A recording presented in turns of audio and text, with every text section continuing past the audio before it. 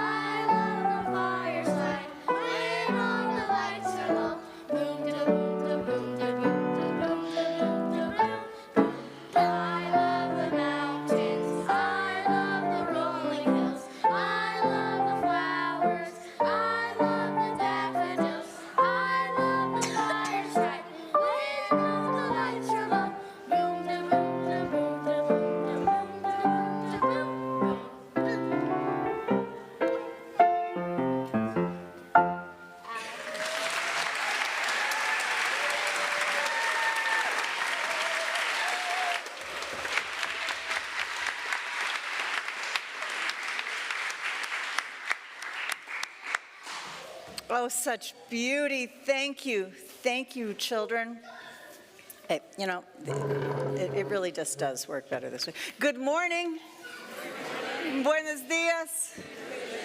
Welcome to the First Unitarian Universalist Church of San Antonio. Our weekly worship is where we connect to share information and inspiration. My name is Reverend Nell Newton, and I serve as your assistant minister.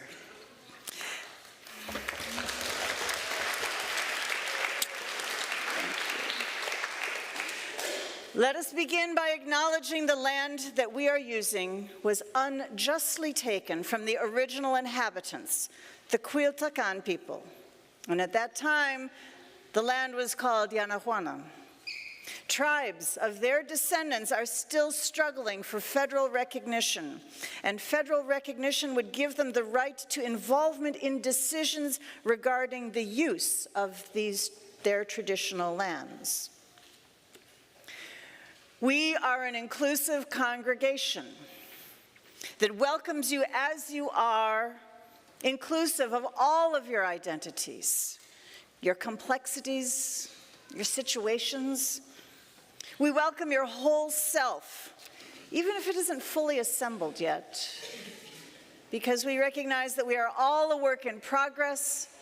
We're all in this together. Now, if you are new, or if you are visiting us for the first time or the second time, we welcome you to fill out a visitor's card, and because we'd like to get to know you and follow up with you. And wherever you are on your life's journey, we hope that you will find a place here with us. To that end, we'd like to connect and reconnect with the neighbors we know and the ones we are getting ready to know. So please use this moment to turn to your right and left and greet the folks around you.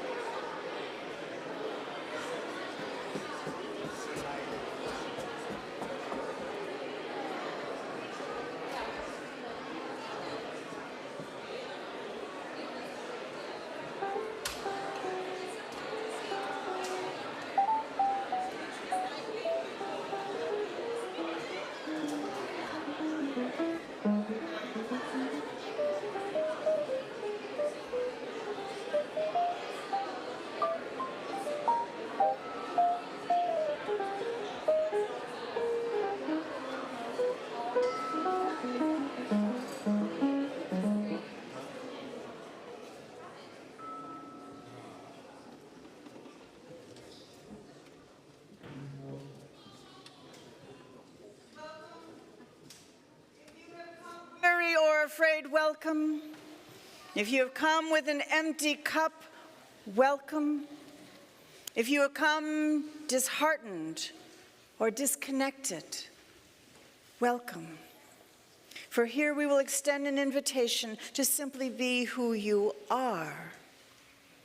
Here we will gather to inspire and refresh your spirit. And here we will all be involved in creating the beloved community. Welcome. Bienvenidos. Si vienes cansado y temeroso, bienvenido. Si vienes sin nada, bienvenido. Si vienes desanimado y desconectado, bienvenido. Aquí extendemos una invitación para que seas simplemente quien eres. Aquí nos reunimos para inspirar y renovar tu espíritu. Y aquí todos estamos involucrados en crear una comunidad amorosa. Bienvenido. And let us begin our time of worship together, singing from our great hymnal, number 185, Your Mercy, O Eternal One.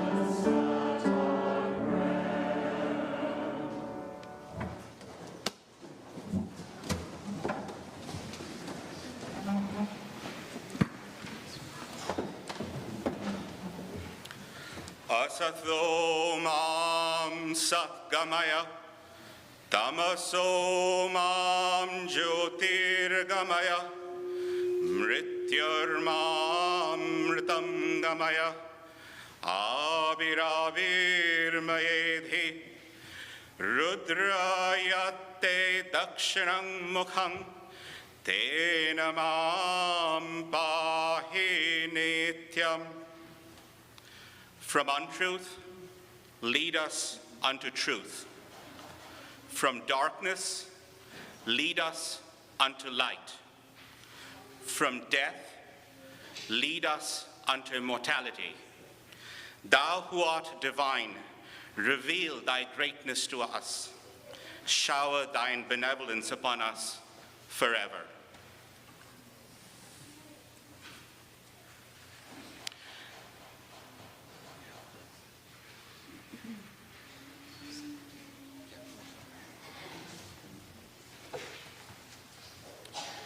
Today,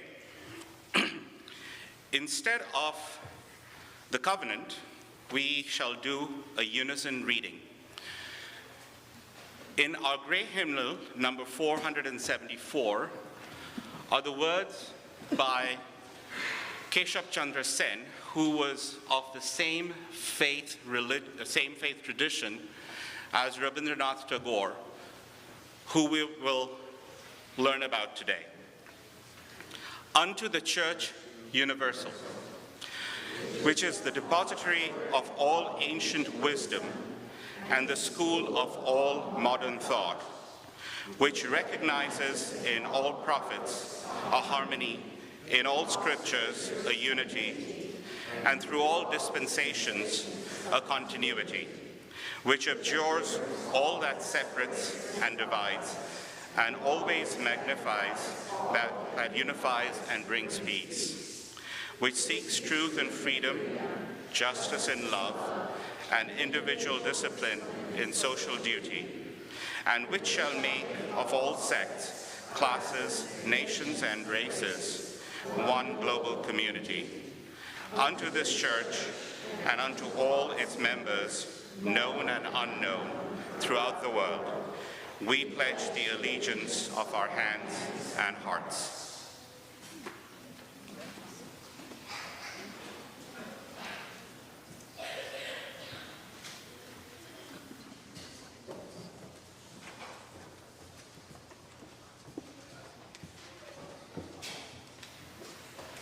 We are grateful to Debu to introduce this next hymn to you all. We're singing this hymn as an anthem. It's a little difficult for people who might not have a lot of musical training to read the first time because of the map signs. So I'm going to invite you to turn to 197 in your hymnal while we sing so you can follow along, and then maybe in the future months when we do this again, you will have heard it and seen how the whole thing comes together.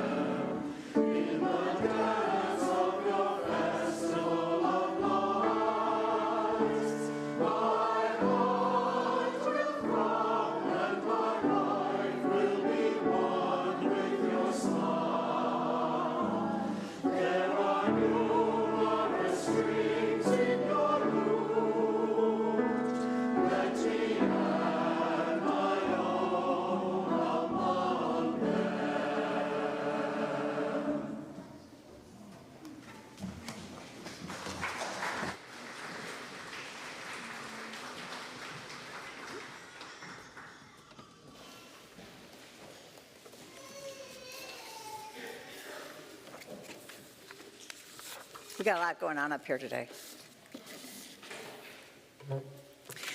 Wisdom comes from all directions.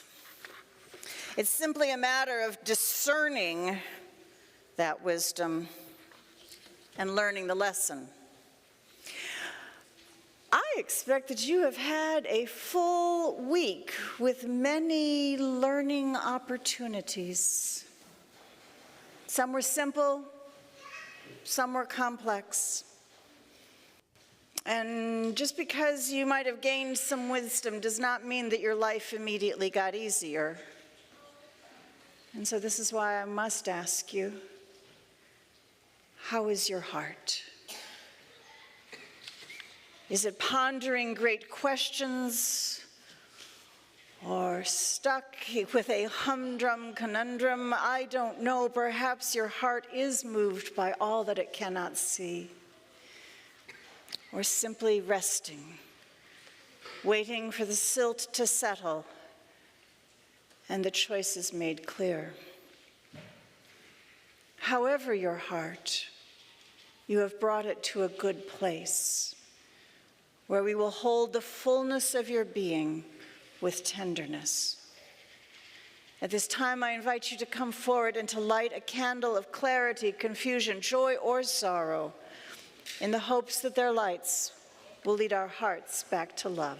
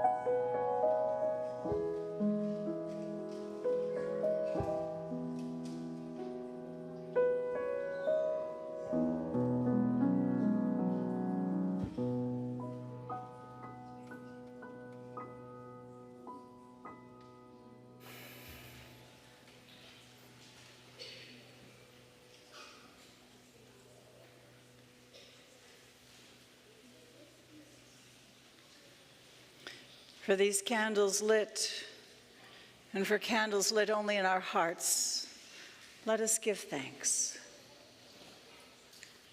And reading from our book of life, we are asked to remember the anniversary yesterday of the 4 students killed in Kent State.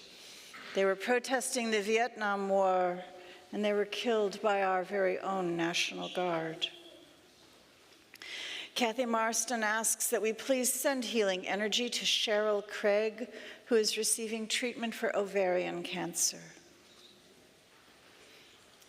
And a friend, a being, a heart writes, with sorrow for separation after a long partnership, and asks prayers for continued friendship. And then I wish you could see the little hearts here. After his successful completion of his first year at the University of British Columbia in Canada, Dante Burandamour is back home with us. His family is so thrilled, as we are all so thrilled. Thank you, Ruth and Rico.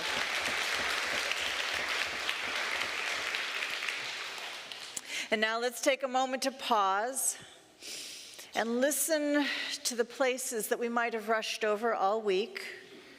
With each breath in And out. I invite you to go deeper and find that part of your own center that needs attention. Breathing in, breathing out.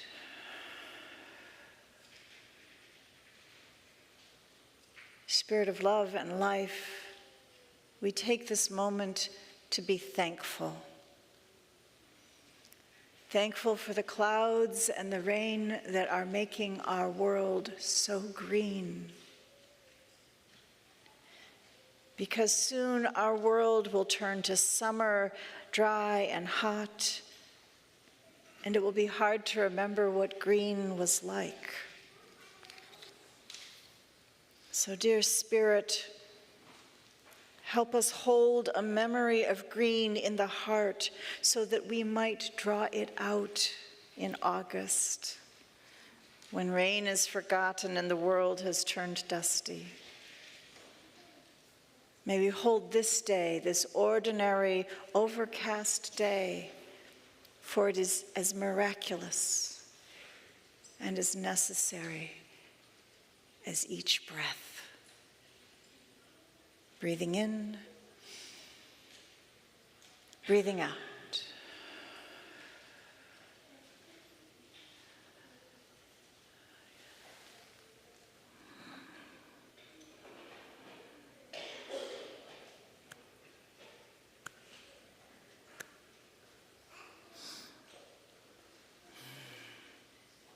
May it be so. Blessed be. And amen. And now I have a story for children and anyone else who would like to listen. And children, if you'd like to be closer while I tell the story, come on up here. You can assemble in this area, and I'm going to stand here and tell you the story. You can listen too. Okay. Oh, look at you. Are you an animal? Because this is a story with lots of animals. Yes. Let me see this. Oh, good. Oh, my goodness, you're Sarian. And Sarah? Sarah, is your birthday this week? These flowers are to celebrate your birthday. I'm so glad your birthday. I'm a lion. Yes? My birthday's in 8 days. 8 days. Okay, 8 more sleeps until your birthday. You're a lion? Uh-oh, this story has a lion in it. And it has many other animals in it. Now, if you had to wonder, if a lion and a rabbit got into a disagreement, who do you think would win? The lion? The rabbit. The rabbit? The rabbit. Somebody's heard some stories. Okay, well, let's go find out, shall we? Let's go find out. Once upon a time,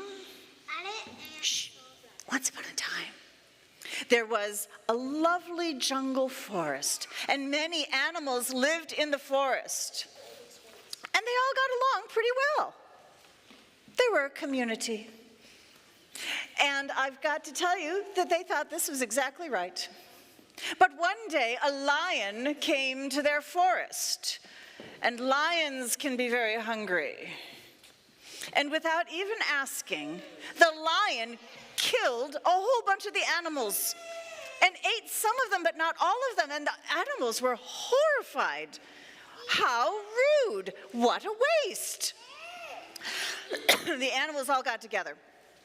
They all went off, and they thought, what should we do? What should we do? We've got this lion. He's going to be eating us, and it's so wasteful. So they formed a petition. They drew up a petition. And he might just be hungry. That's true, and they recognized. But they came up with an idea. Shh. He might not know. Hold on. I know. Well, he was being a little mean. The animals drew up a petition, a proposal, and they all signed it. And then they carried the proposal, the petition, to the lion, all of them together. And they handed it to the lion. And the lion read the petition. Well, it says here that if I agree to this proposal, you will deliver one animal to me each day for my dinner. Do I get to choose the animal? They say, oh, no, no, no, we'll choose the animal, but you'll get one of us to eat each day, okay? The lion thought about this and thought, I don't get to choose, but, oh, wait, it's like DoorDash. Dinner delivery. This could be very convenient. The lion said, all right, but you know, I like to have my dinner on time. I like my dinner at 5 o'clock on the dot. I will agree to this if you will send me one animal every day at 5 p.m. The animal said, oh, of course, yes, thank you, thank you. So the agreement was set, the animals all ran back to their part of the forest, and then they started thinking, oh dear, this means they have a dreadful decision. Every day they have to figure out which one of them is going to go get eaten. Who's going to go first? How is this going to work? I mean, Mother Possum, she has 8 babies. If she goes to be eaten, who's going to take care of her children? And little squirrel is so little. That's not hardly dinner. That's not even an appetizer for a big lion. Who's going to go be eaten? And then we have to do it all over the next day. Oh, what have we done? What have we done? Finally, Rabbit says, you know what? I think I got this. Let me just go, all right? I'll go. And who knows? Maybe I will win. The animals all patted Rabbit on the shoulder. Thanks. Thank you so much. This is so brave of you. You go on. And they're like, oh, boy, there goes Rabbit. Rabbit sets out towards the lion. It's almost 5 o'clock. Rabbit sets out. At 5 o'clock, the lion is waiting for dinner. But no animal comes. 5:15, no animal. 5:30, the lion's tail is lashing. No animal. Where is my dinner? 5:55, almost an hour late. Rabbit strolls on up and says, hey, lion, I'm finally here. The lion is furious. You were supposed to be here an hour ago. I should punish you before I eat you. Rabbit says, oh, listen, I'm so sorry. I was unexpectedly detained by another lion. That lion was trying to eat me. I had to explain. I was already spoken for. It took me so long. That's why I'm so late. It was this other lion. There's another lion? I thought I was the only lion in these parts. You must show me this other lion. I don't know. He's really big. He's really angry. I don't know if you really want to meet this other lion. Take me to this other lion right away. Okay. Rabbit starts leading the lion along. They walk, and they walk, and they walk, and they get to a well. Do you know what a well is? Yeah. It's a deep hole in the ground with water, and you can make wishes, and you could put a bucket down to get water out. So the rabbit gets, and Rabbit looks and says, oh, yep, the lion's down in there. The lion rushes over and looks down, and sure enough, he sees his own reflection. Another lion at the bottom of the well. Oh, it's a big lion. He is so angry at this other lion. He roars at that lion. He sees the other lion roar back, and the echo rises up, and this enormous roar comes up out of the well. Yes, the lion is really, really angry at this other lion. He decides he's got to go in and fight the other lion, and he jumps down into the well. Now, you know what happens. He goes sploosh, and he drowns. He dies. The big, hungry lion drowns in the well. The one that the bunny was going to see? Yes, and so the rabbit heads on home, comes in time and says, hey, everybody. Now, Rabbit, what are you doing here? We thought you were going to be eaten. I said, yeah, well, you know, between me and the lion, looks like I won. Huh. So what do we have to do tomorrow? You don't have to do anything. Lion's dead. Wait a minute. How did that happen? He's like, listen, anytime rabbit, lion get together, don't presume you know how it's going to work out, okay? All right. What if there's no well? If you don't have a well nearby, I would say maybe a cliff and a lake. You could figure things out. Yeah. I live in a neighborhood. You live in a neighborhood. Okay, well, hopefully there are no hungry lions in your neighborhood. All right, darlings, thank you for listening to this story. Thank you for being here. You are amazing, and you are creative, and you are beautiful. I want you to know I love you exactly as you are, and as you are growing into being the amazing people And I want you to know that all the other adults here think that you are very interesting. And they love you very much too. Okay? Now, you have a choice. You can stay with your families, or you can go play. Whatever you choose to do, we will sing you to it. Thank you for listening.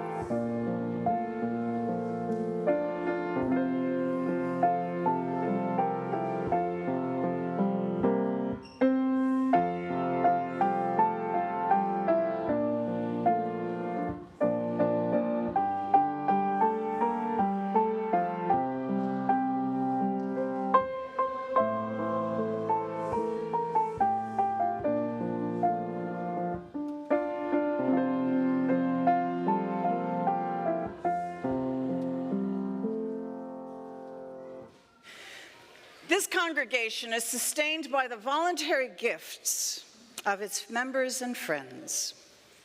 It lives because you give. And you are generous people who have the courage to give both to the immediate needs and to a dreamed-for future. At this time, let there be an offering to sustain the work of this congregation. For those of you viewing online, we invite you to donate on our website or on the link in the chat stream. Those of us in the sanctuary, you may donate using the QR codes in the seat pockets or contribute in the baskets. Would the ushers please come forward?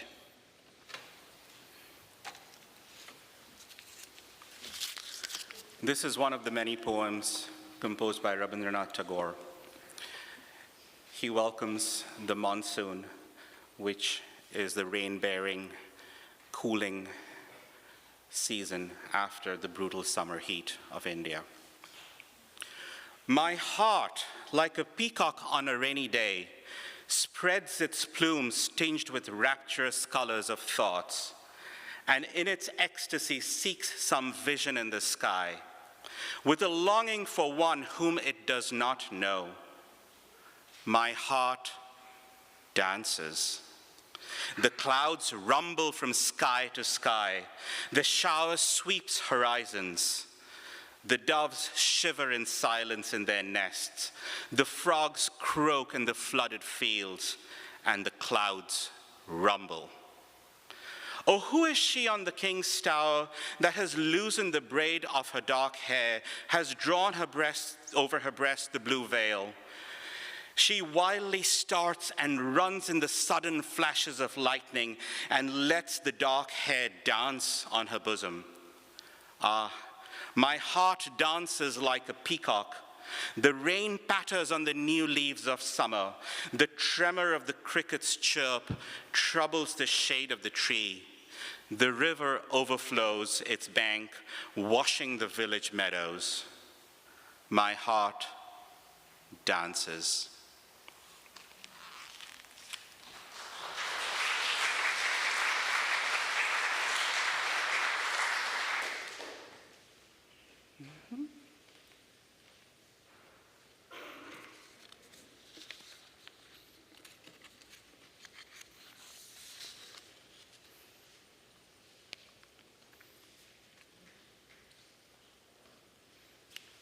We bless these gifts, and we bless you as givers.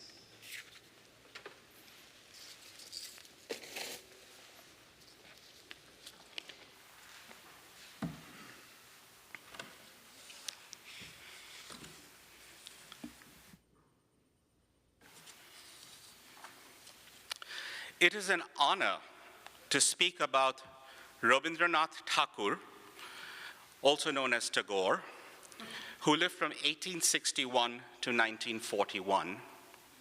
Today, a couple of days before his birth date of May 7th. Growing up in Calcutta, India, his was a household name. We studied his works in school, sang and listened to his songs year-round, and recited his poetry during elocution contests, and sought meaning in his song. Every major festival, regardless of religious background, would have neighborhoods blaring away at full volume his songs from dawn to midnight. Every Indian stands to sing his composition, the Indian national anthem. So why Tagore? How has his voice shaped the course of history? Why are his works relevant in today's world? How do his compositions express what we feel in our hearts and in our duty to being good stewards of our communities and our planet?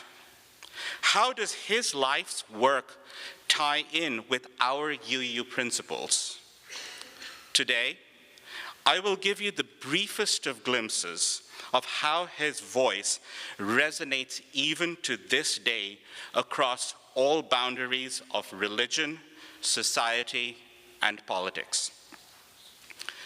Tagore was the most eminent Bengali Renaissance poet, philosopher, essayist, critic, composer, educator, and founder of a university who dreamt of a harmony of universal harmony amongst the people of different origins through freedom of thought and spiritual sovereignty.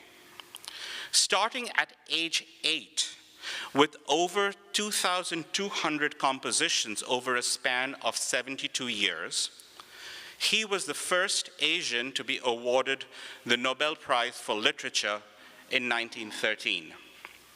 His literary works transcend race, gender, religion, politics, and geography, and try to reveal the meaning of life and the universe. To him, the most important need for humanity in the world was freedom of the mind, regardless of nature, culture, and race. His upbringing was in the very strong Unitarian environment of the Brahmo Samaj, the same religious tradition that I was raised in, where my father was a minister.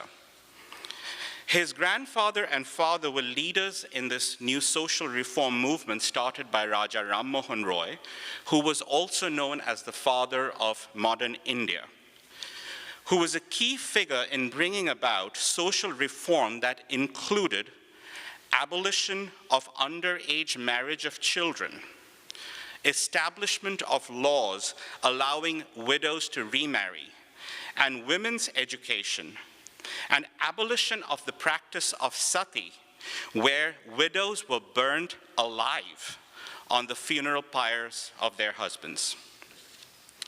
The movement grew into a monotheistic religion with roots in the Upanishads, some of the oldest and ancient, some of the sacred texts of India. It shares the same principles as that of UU.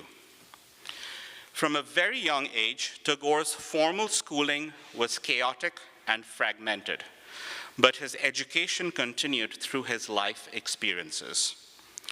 He first discovered the idea of freedom through the exploration of the wilderness at age 12, when he traveled with his father to the mighty Himalayas. This experience made him thirst for freedom, not just physical, but psychological and creative. As a poet, this allowed him to experiment with creativity and break away from the past and find his original voice. Two themes run in Tagore's poetry: a search for freedom and a celebration of nature. This is epitomized in his song, Amar Mukti Aloy Aloy, where he says, "My freedom permeates in the light, the vast sky, and lies in the blades of grass of this earth. My freedom soars upwards as I lose myself in the eternal beyond body and mind.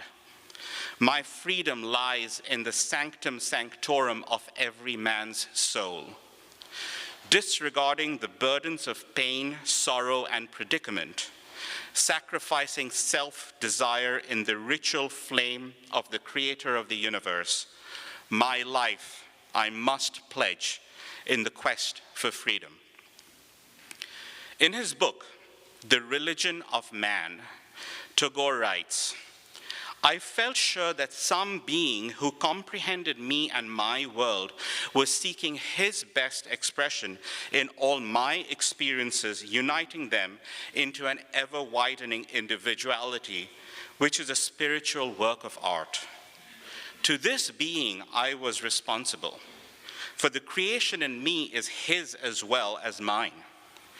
It may be that it was the same creative mind that is shaping the universe to its eternal idea, but in me as a person, it had one of its special centers of a personal relationship growing into a deepening consciousness.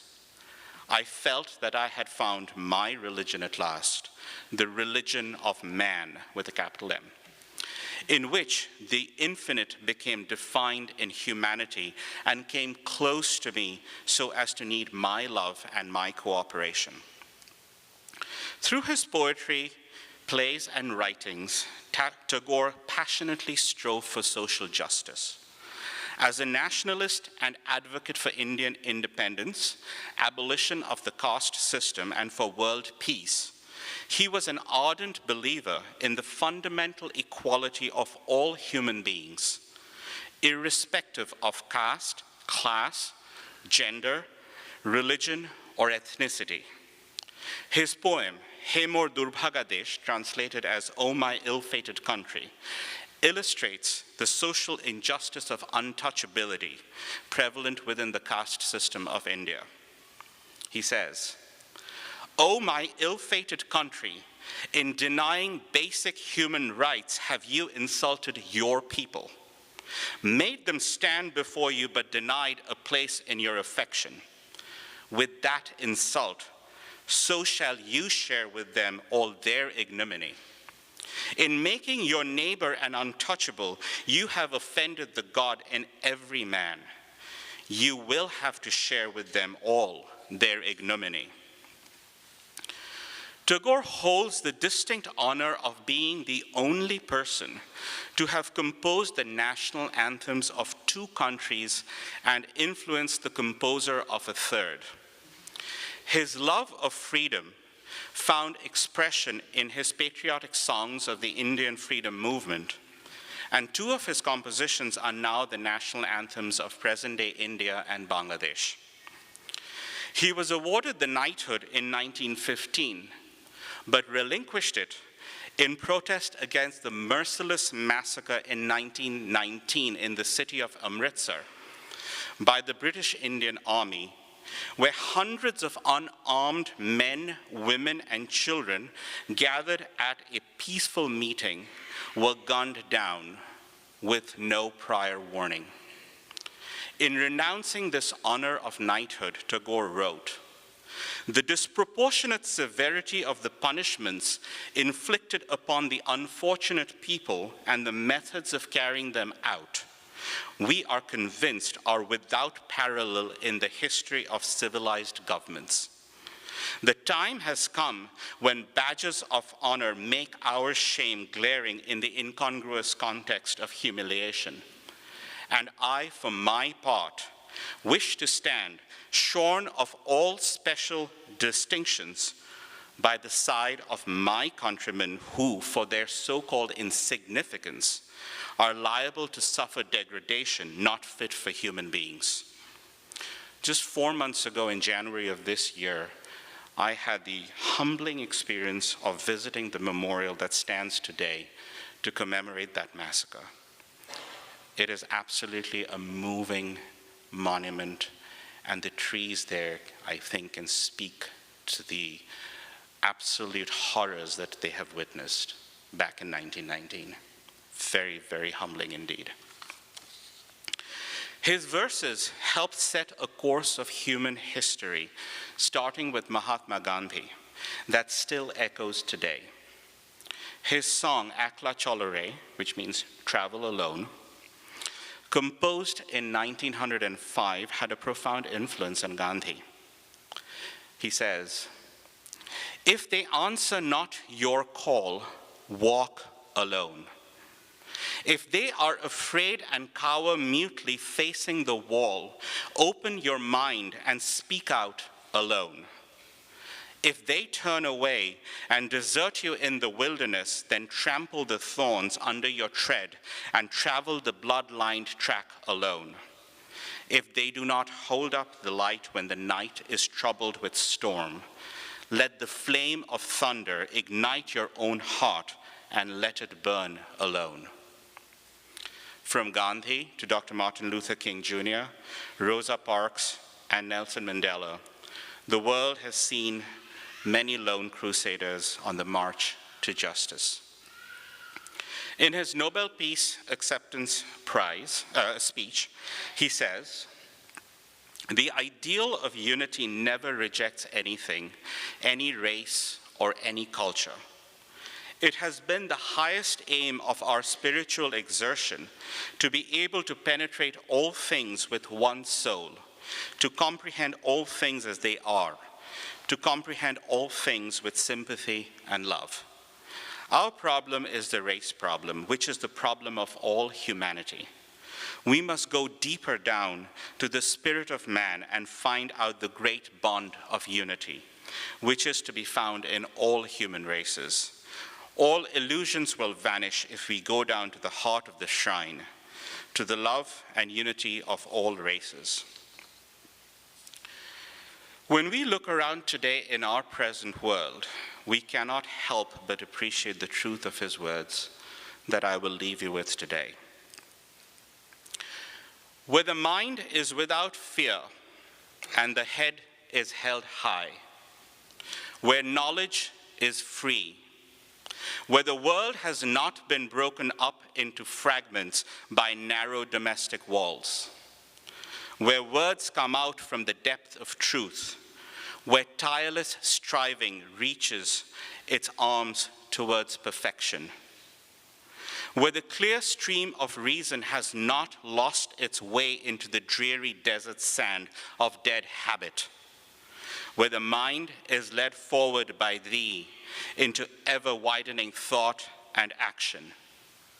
Into that heaven of freedom, my Father, let my country awake. Please rise in body or spirit.